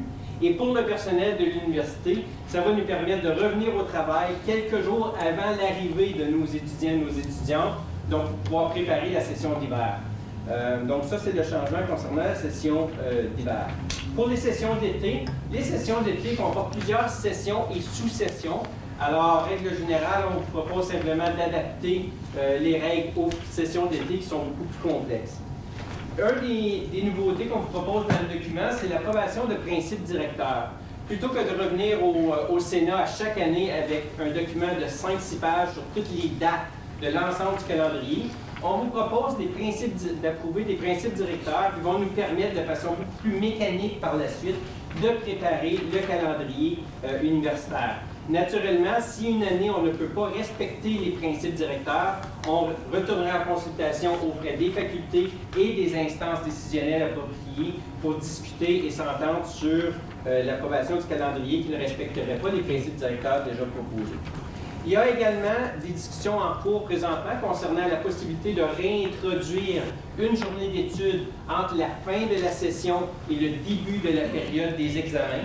Ça avait été retiré l'année dernière lorsqu'on avait introduit la semaine d'études à l'automne. Alors, il y a des discussions en cours sur la possibilité éventuelle de réintroduire, oui ou non, une journée d'études entre la fin des cours et la période des examens.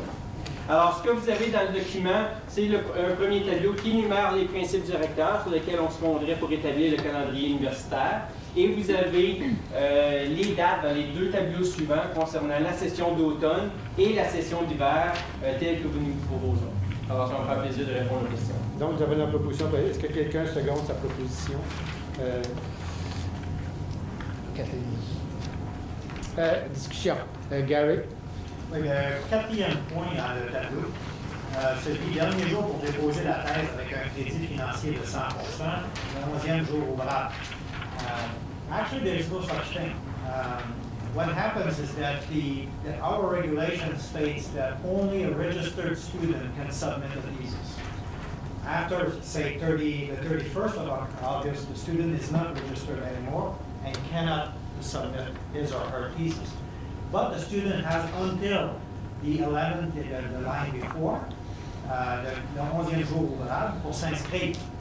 So we tolerate submission of thesis during that period of time because the student is not registered after August 31st, but has another 10 or 15 days to register.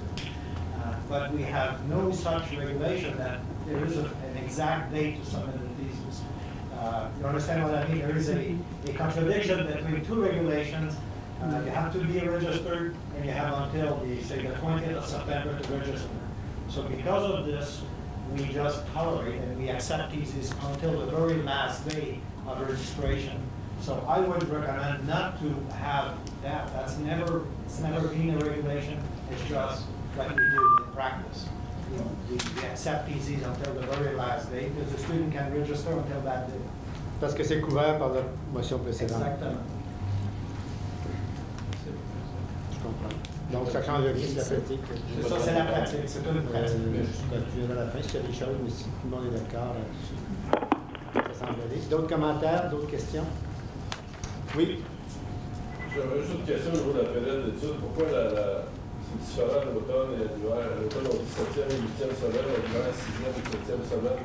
Pourquoi c'est pour uniformiser les deux périodes? À l'hiver, c'est une date qui est commune pour la plupart des universités, en fait, toutes les universités de l'Ontario, à moins que je me trompe. On était parmi les premières universités à avoir une session d'études à l'automne et on avait eu plusieurs débats sur savoir quelle était la meilleure semaine d'un point de vue autant pédagogique que d'intégration des étudiants. Et à ce moment-là, il avait été suggéré d'avoir la semaine d'études un peu plus tard dans la session. Et vu qu'on était une des premières dans la province, on n'avait pas à s'aligner avec les périodes d'études dans les autres universités. Alors, ce qu'on a fait à ce moment-là, c'est qu'on a dit, ça va toujours être la 8e semaine de cours. Par contre, quand l'Action de grâce est la 7e semaine, on va devancer la période d'études d'une semaine pour pouvoir avoir ça en même temps que la journée d'Action de grâce. Alors, c'était le compromis qui avait été proposé et accepté l'année dernière. Il y avait plusieurs raisons, mais une des raisons, c'était d'éviter qu'il y ait 2 lundis de suite qui sautent.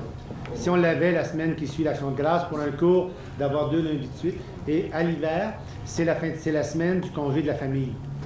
Donc, ça prend une journée qui est déjà une journée de congé en Ontario, qui est le congé de la famille. Donc, c'est pour ça que... oui, Marie? Juste une question sur la journée d'études entre la fin de la session, des cours et le début des examens. Est-ce que ça peut arriver que mon dernier cours, le mardi et demain, j'ai le même examen dans ce cours? Donc, c'est ça.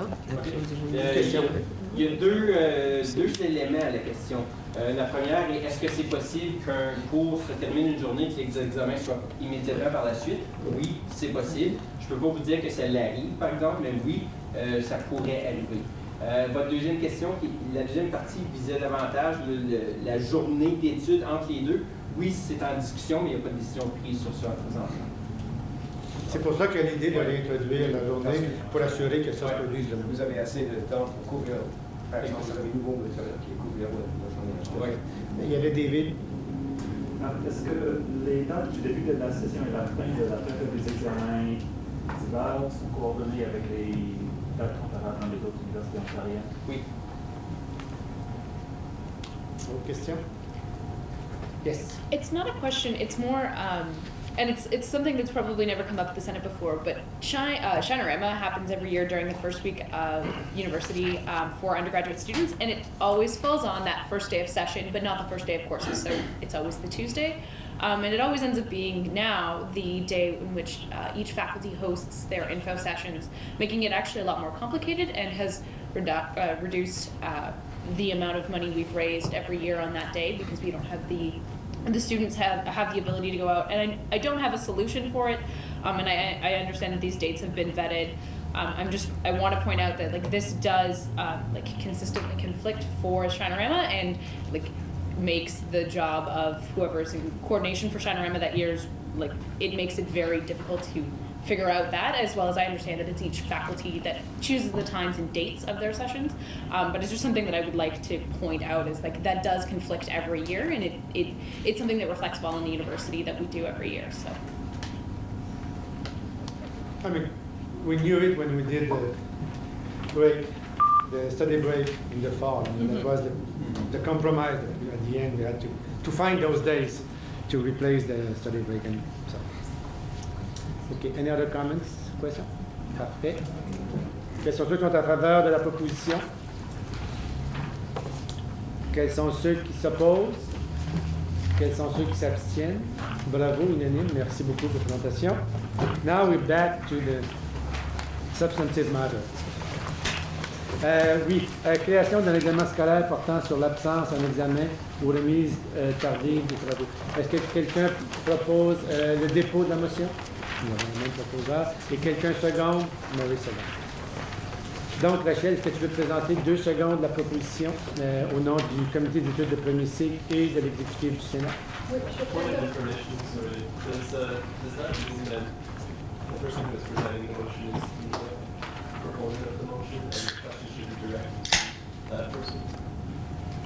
I mean, normally the person who will present it today would be the Vice President Academic, Associate Vice President Academic, who do chair the Council on Undergraduate Studies, and is a member, and is not a member, but is at the executive of the Senate. Obviously, she's sick today, so she's not here, so we ask Rachel to replace. Normally, as VP Academic, I will take over and replace the Associate VP Academic and explain the subject. But as I'm chairing today, I'm trying not to wear too often 2 hats. So that's why we ask Rachel Ruiz, who goes to the undergrad Council on Undergrad Studies, and at the executive she's there, and she works very closely with the Associate Vice President Academic. Rachel? Je demandais l'aide peut-être justement des membres du CFTC qui sont ici aujourd'hui. Donc, le règlement sur l'absence d'un examen ou remise tardive des travaux, vous voyez dans la colonne de droite, la version proposée, qui est différent dans le règlement, dans la version proposée par rapport aux versions précédentes que vous voyez dans la colonne extrême gauche et la colonne du centre. C'est principalement la question de la validation du certificat d'incapacité par le service de santé. Donc, vous avez la pratique actuelle dans la colonne de droite où le certificat d'incapacité doit être validé par le service de santé. Et si je vous ramène dans la version qui est proposée, peut-être, si vous me permettez, je vais faire la lecture de la clause numéro 1, A, B et C, là, puis vous allez voir ce qui est proposé. Donc, à 1A, votre étudiant doit aviser directement son professeur ou le secrétariat scolaire de la faculté où il est inscrit avant l'examen ou avant la date de remise de son travail, des travaux. En B, avant d'accepter le report de l'examen ou du travail, le professeur ou le secrétariat scolaire de la faculté peut exiger un certificat d'incapacité du médecin traitant. Puis on précise que le certificat doit comprendre le nom de l'étudiant, la date de l'absence et de retour aux études, la date de consultation du médecin ainsi que sa signature. Et en C, en cas de doute sur l'authenticité du certificat d'incapacité, le professeur ou le secrétariat scolaire de la faculté peut exiger qu'il soit validé par le service de santé de l'Université d'Ottawa. Donc ça devient optionnel, cette question de validation.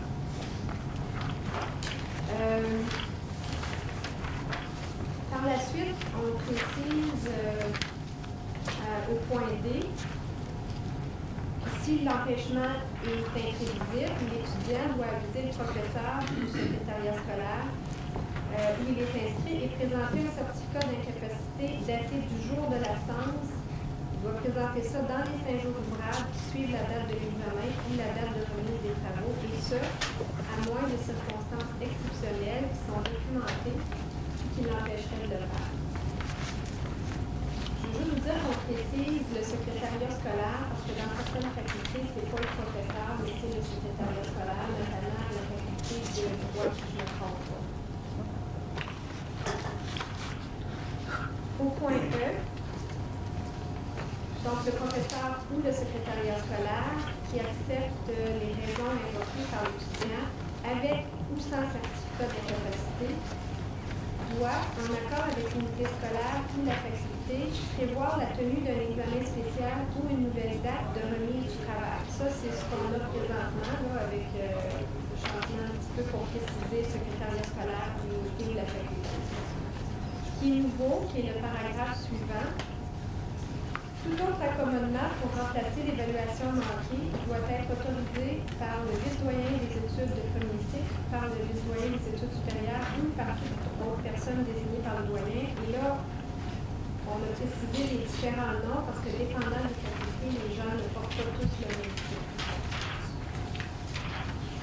Et pour le reste, on a séparé, comme vous avez vu, les troubles psychologiques, situations de vie exceptionnelles, mais on reprend essentiellement le même poste.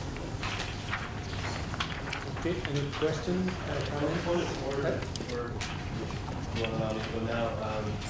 I think we may have gone below our forum to if I could request a review of these forms.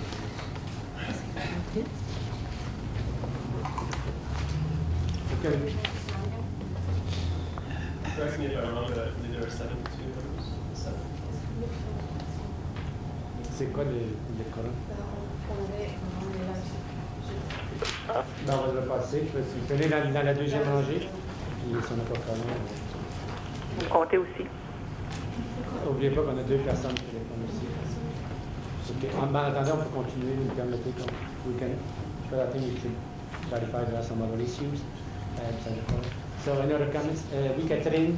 Je suis en faveur de ces changements. Par contre, je remarque qu'il y a des différences importantes entre la version anglaise et la version française.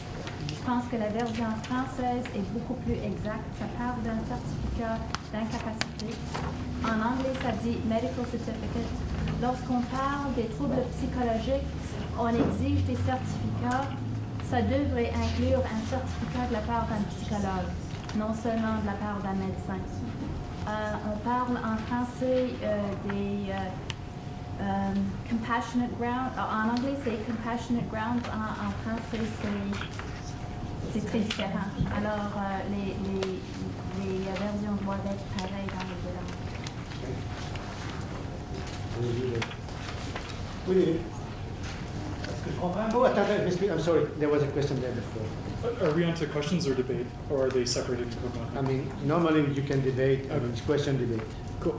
Yeah, like I'm generally in favor of this. It's just the one thing I noticed was that in the proposed version, there's no in section 2 for psychological and compassionate grounds. There's no provisions for students who want to keep those matters confidential anymore. And as well, it's been removed that it no longer has to be health services that provide medical notes, but it's still University of Ottawa Counseling and Coaching Service that has to provide notes for psychological and compassionate grounds. So what I would do is I would move an amendment that has, remove everything in 2B after the brackets, insert a 2C that says students who prefer to keep their cycle. Before you make a proposal, can you wait? I mean, because if you make a proposal, we'll have to discuss the proposal. I think right now we have one person that asked to speak, and I think Mary would want to answer. You worry about it. So maybe after that, if you don't think that the answer is enough information for you, then you can move to a formal proposal. Okay. So I will let 1, 2, 3, and I'll be back to you, and then 5, 6. But I'll be back to you afterwards. So David. You're going to ask something, Lawa? No. Okay. Hello? David? Since Daniel hasn't informed me by chat that she will be asking a question. Okay. I don't know if now is the time. I will put her after you. Okay. David? Do I understand correctly that this regulation does not exist in a form that has been approved by Senate? So this is it does it has been approved by the Senate. Well, the form we have before us says there's a version that exists in SAS and there's a version in the Faculty of Social Sciences. So this suggests that there is no version accepted by Senate. Is this correct? No, I don't think it's correct. No, I don't. The problem that we have here, and maybe we can check and come back to that after. The problem that we have is that, I don't know if you want, but I will tell you, we had the same question about the fact that the student is allowed to take 15 credits back and the first courses doesn't count in the average. And someone told me that has never been voted for the Senate. I said there is no regulation in any faculty that has been being voted by the Senate. Everything has been voted by the Senate. But what we have done in the past, and that's why we're back here, is that we used to vote regulation at the Senate, but we had no code at the university level. So everything was sent to the faculties to put them in their annual. So, and then some made changes and some, so if we, I'm sure that we have voted some on this, we might have to go back to the regulation that was voted many years ago, but it was not invented. So we don't know what the official regulation is. Right now what we're doing is trying to take from all the faculties annual the regulation and bring it back to the university level. Because I don't know, in the past we used to vote them and then nobody kept them in the sample administration. It can still be regarded as a new proposition as far as Senate is concerned. Senate has never approved any of these regulations. And to the best proof, we have no documentation that Senate has ever approved this. It's simply a matter of oral tradition. No, I mean, we can certainly find it. Well, all right. So we will. I would be interested to know what the official version is. In the meantime, I would strongly oppose this regulation, particularly Section E, for a number of reasons. First of all, because I think that this is a new regulation and there's no justification given to the regulation. But beyond this, the principle of the matter seems innocent enough, and it's probably fine in courses in which the evaluation is principally a couple of projects that are of essay nature, where it's easy enough to create another block.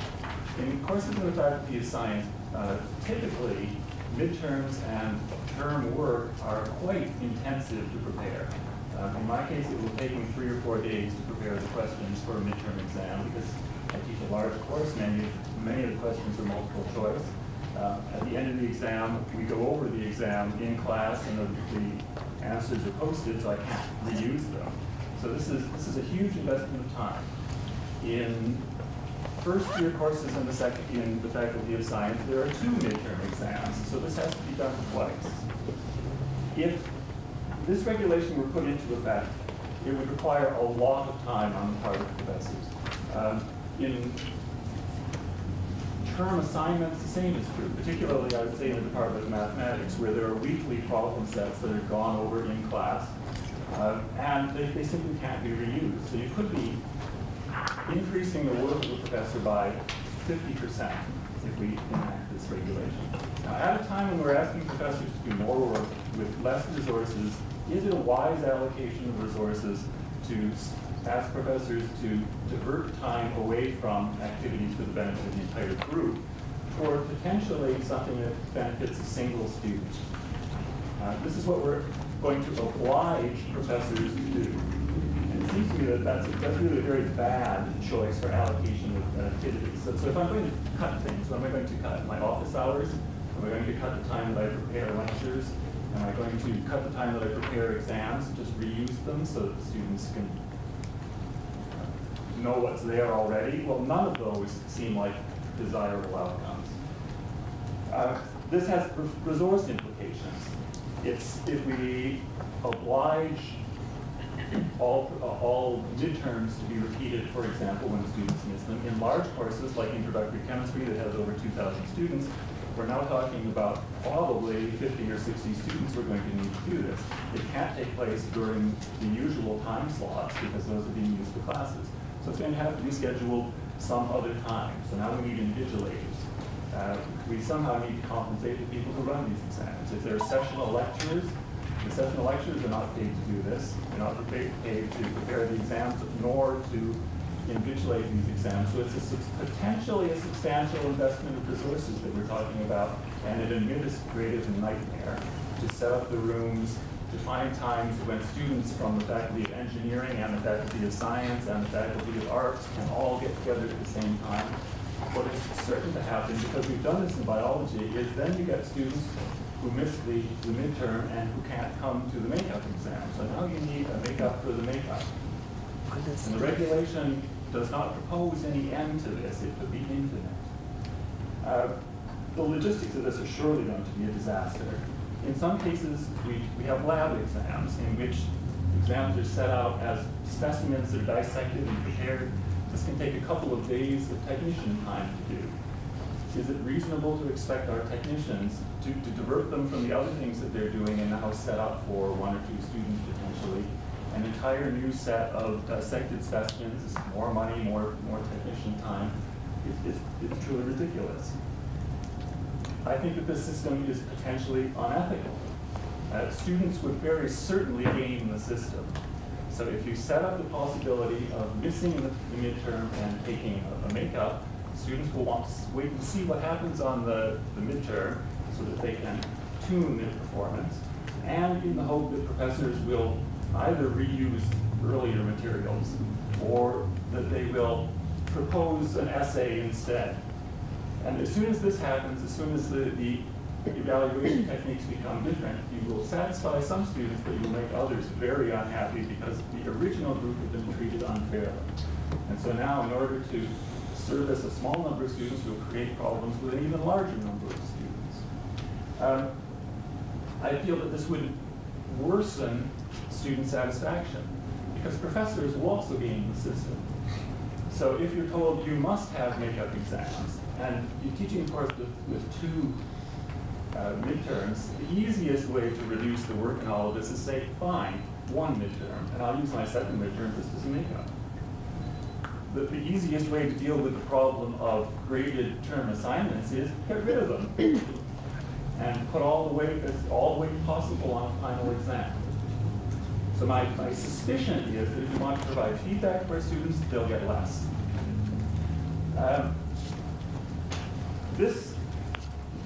I think what bothers me the most about this proposed regulation is that it forces our courses into a single mold. We say in our Vision 2010 statement that we favor new learning strategies and we focus on learning by innovation. How can we possibly say that at the same time when we're going to say you must run your courses in particular manners? Surely we want to encourage professors to do different things, to try different strategies. And if we accept the principle of Senate micromanaging what goes on in the classroom, that is clearly incompatible, in my view, with what we have stated as our vision and what the purpose of the university should be. My reservations for this are not restricted to me. When I received the document for this proposal, I circulated it to all the professors in science and I asked them to comment. I did the same thing when the president asked for comments on the renewal of the VP Research's mandate, and I received 12 responses. In response to this, I received 51. Of the 51 responses, 47 of them were having a negative. No way. Some of them said, I don't even care if this is in place, I will not do it. In the 4 that remained, 3 of them were not opposed to the principle, but were opposed to the logistics of it. That it would simply be unworkable. And the one positive one came from the Vice Dean Academic. And he had something interesting to say. And I asked him if I could quote his email. What he said was, quote, what I plan on doing is sending a memo to everyone who teaches a course in a semester, so essentially every APUO and APTPUO member in our faculty, stating that I consider the displacement of missed assignments and midterms onto the final exam as an acceptable accommodation if the professor should choose to go that route. So you would not need to seek my permission. I would be proactive in granting it before the semester even starts. My memo would equally urge professors to explicitly put this into their syllabi so as to avoid any misunderstanding and be upfront with the issue on day one. So the person who's in charge of enforcing this regulation has said from the day one, he's not going to respect it.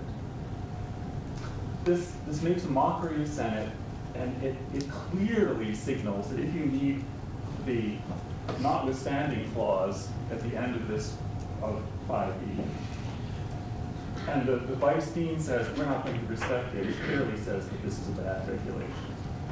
So from all points of view, this is bad, and everyone in the Faculty of Science, with the exception of the vice dean, who has seen this regulation, has said this cannot possibly work in this faculty. Nor do I think that the Senate should be in the business of telling professors how to run their individual courses. No, there was a narrator. I was wanting to comment on that because I was involved with the CPC, and your vice dean did raise exactly that point. I agree, and I think they were trying to reach some compromise. The reason was, first of all, regardless of the policy, we have to separate the issues in terms of students missing exams and the consequences. Students will still continue to get deferrals and miss exams, regardless of what we decide, whether to accommodate them or not. The question is, and that's why we debated it, was that in some cases where it was possible, we could make up the midterm or the final, rather midterm, and where it wasn't possible in science, it would be added on. But there's also laws that you can't give 100% final, right? And that was all debated, that if we added on a midterm that was missed or numbers of assignments that were missed, it could end up having the student write 100%, which was contradictory. So I believe that the compromise, I think that otherwise it wouldn't have passed at the CPC, because it was being blocked by science and a few other faculties. I think the compromise was exactly that. They would leave some discretion to the faculty as to how they want to address this issue. And I don't know if that has been curtailed in the text there. It seems as though the professor has some variability. So I realize that in the spirit of Réunion politique that Alain Saint-Amand went along with this, but it still says that it's a bad regulation if you need to have a notwithstanding clause that's going to let out an entire faculty. It says that this is inappropriate. Okay. Just before you, Tony. So I guess I would like to speak as a professor rather than as dean, but I would have to say that I have broken this regulation with regularity by doing exactly what David has talked about so eloquently. That is, I set out in my courses outline that indeed those who missed midterms would have the marks transferred onto the final exam. And I felt that that was a very effective way of dealing with 250 students in a class, because inevitably about 2 to 3% are going to be sick on any given day.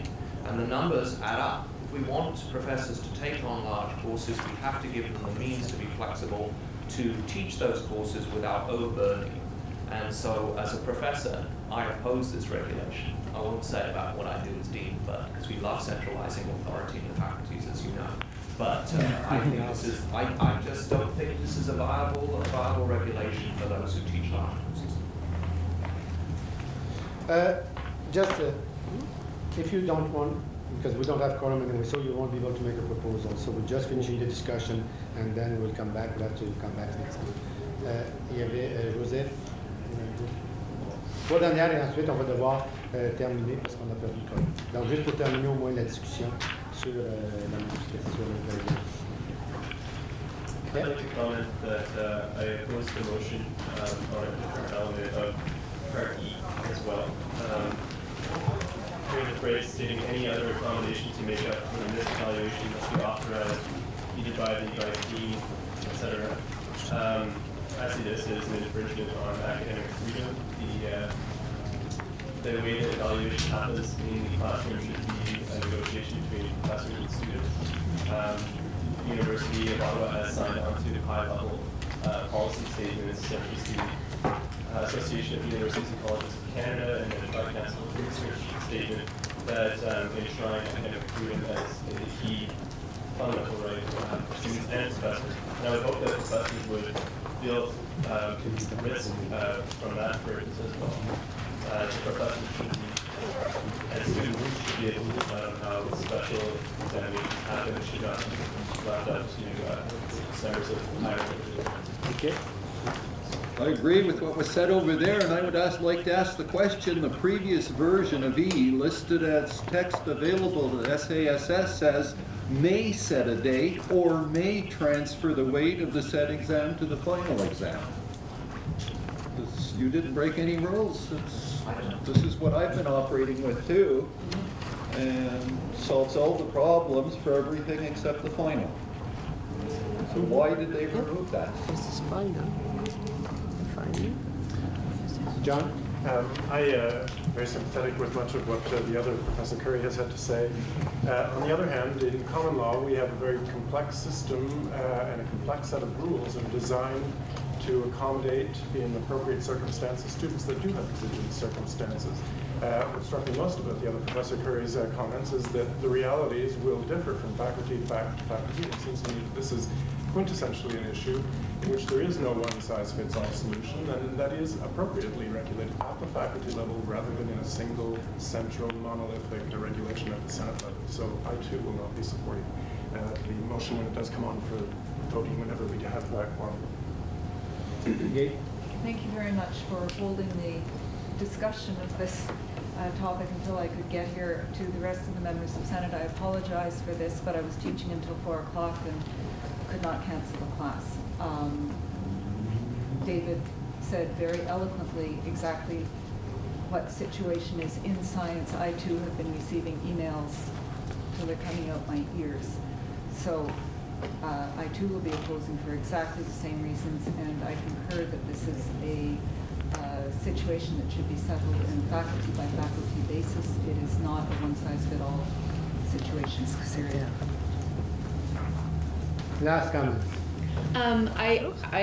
I'm sympathetic to the professors around the table who've stated their concerns, but I also want to highlight that some of the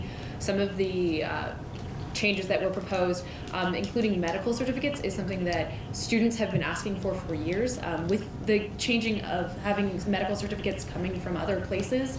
So as a personal example, last year I spent 6 hours in the emergency room on the night of the final exam with a 40-degree fever, and was still forced to go to the University of Ottawa clinic the next day to get a certificate from them because the university wouldn't accept my medical certificate from a doctor in the ER. So I think that there are issues that I 100% agree with regards to certain sections of the proposed changes, but there are certain changes that I believe should be made that are in these proposed changes, as they will make the lives of students much easier when dealing with a medical emergency.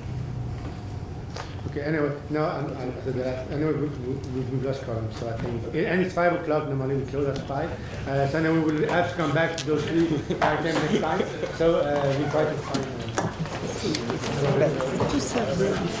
Thank you. Merci beaucoup.